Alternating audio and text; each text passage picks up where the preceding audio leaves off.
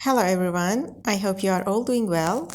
In this video, we are going to talk about independent two-sample t-test, which compares the means of two different samples. In our example, we want to compare the average blood sugar level and BMI of the male patients to the average BMI and blood sugar level of the females. So we check if the average of one group is significantly different from another group.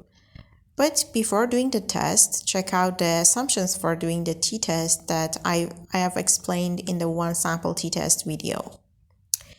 So here, these two groups are independent from each other, and we will use an independent sample t-test. We have females and males here. We need to measure the groups on something that can vary. So we measured blood sugar level and BMI, and we can answer a question like, is there a significant difference in BMI or blood sugar level between males and females? So here we have the data, and go ahead and go to Analyze, Compare Means, Independent two-sample t-test, and we put BMI and blood sugar level into test variables box and gender into the grouping variable box. But here OK is not available yet because we need to tell SPSS what the two groups are. Here we have two groups of females and males, but it is not always like that. Sometimes you may be using categorical variable coded for multiple groups, like different blood types A, B, and O. But we only want to compare B and O types, for example.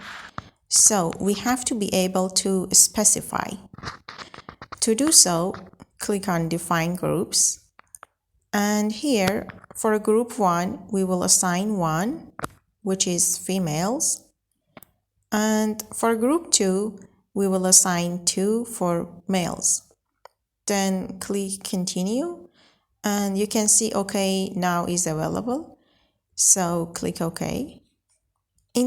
So as you can see, in first table, which is the Descriptive Statistics table, it contains the means, the standard deviations, and the standard error of the means of both two groups. And the second table, which is the table of inferential statistics, what is important here is the t-value or t-score, degree of freedom, and the p-value correspond to these t-scores and degrees of freedom. So here there is something that I think you need to know, and it is when doing t-test, there are always two results. First, with equal variances assumed in the first row, and the second for equal variances not assumed. Aside from the differences between these two, for the sake of the study, we stick with the results with equal variances assumed.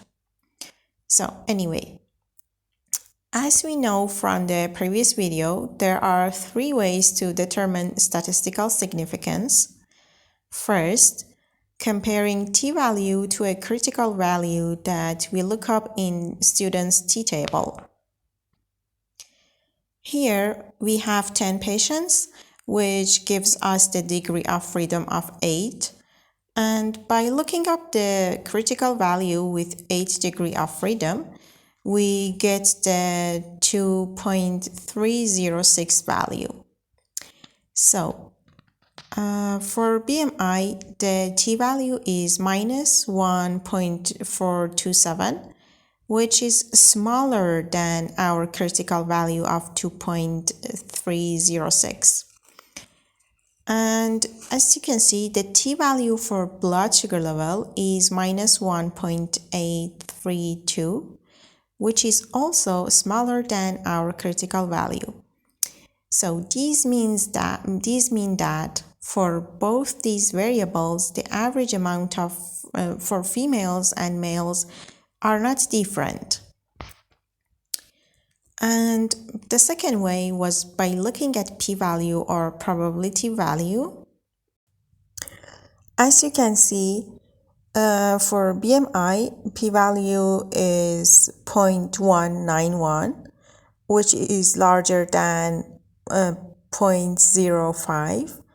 And for blood sugar level, p-value is 0.104, which is larger than 0.05.